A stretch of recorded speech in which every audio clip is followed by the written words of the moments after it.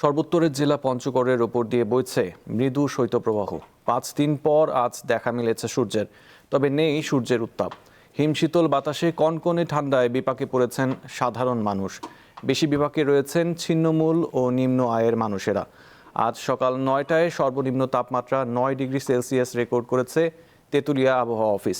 দিনাজপুরে ঘন কুয়াশা আর হিমেল বাতাসে জনজীবন থমকে গেছে। সকাল 6টায় সর্বনিম্ন তাপমাত্রা রেকর্ড হয়েছে 9.9 ডিগ্রি সেলসিয়াস। শীতের তীব্রতায় কাহিল কুড়িগ্রামের জনজীবন। সর্বনিম্ন তাপমাত্রা রেকর্ড করা রয়েছে 10.5 ডিগ্রি সেলসিয়াস।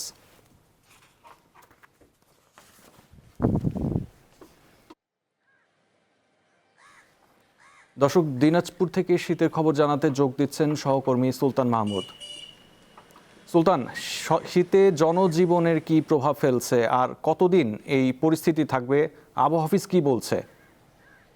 কনকনে শীত আসলে সেটি একেবারেই জনজীবনকে স্থবির করে ফেলেছে।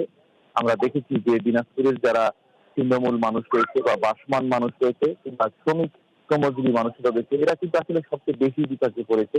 আমরা দেখেছি হাসপাতালগুলোতেও কিন্তু আসলে শীতজনিত বিভিন্ন রোগীর সংখ্যা বেড়ে গিয়েছে, বিশেষ করে শিশু এবং শীতজনিত বিভিন্ন রোগ এ আক্রান্ত হচ্ছে। পাশাপাশি এই এলাকার যারা একেবারেই ছিন্নমূল অর্থাৎ রেল স্টেশনে যাদের বসবাস রয়েছে এমন ধরনের মানুষেরা কিন্তু শীতে আমরা কাঁপতে দেখেছি এবং তারা বলছে যে এই মুহূর্তে যদি তাদের শীতার্ত মানুষের শীত বস্ত্র প্রয়োজন, তবে দিনাজপুর জেলা আর ত্রাণ ও পুনর্বাসন কর্মকর্তা আনিসুর রহমান আমাকে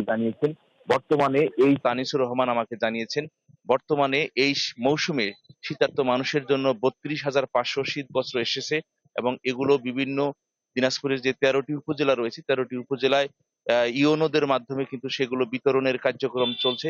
তারপরও শীতার্ত মানুষের সংখ্যা এতটাই বেশি যে এই শীত বস্ত্র বিতরণ করতে আসলে অনেকে হিমশিম খাচ্ছে। পাশাপাশি সাধারণ এবং ধনাঢ্য ব্যক্তিদের কাছেও কিন্তু এই অঞ্চলের মানুষের শীত বস্ত্র দাবি করেছেন এবং তারা বলছেন যে এই মুহূর্তে যারা দেশের বিভিন্ন অঞ্চলে বা বিদেশেও রয়েছেন তারা জানি শীতার্ত মানুষের পাশে দাঁড়ান।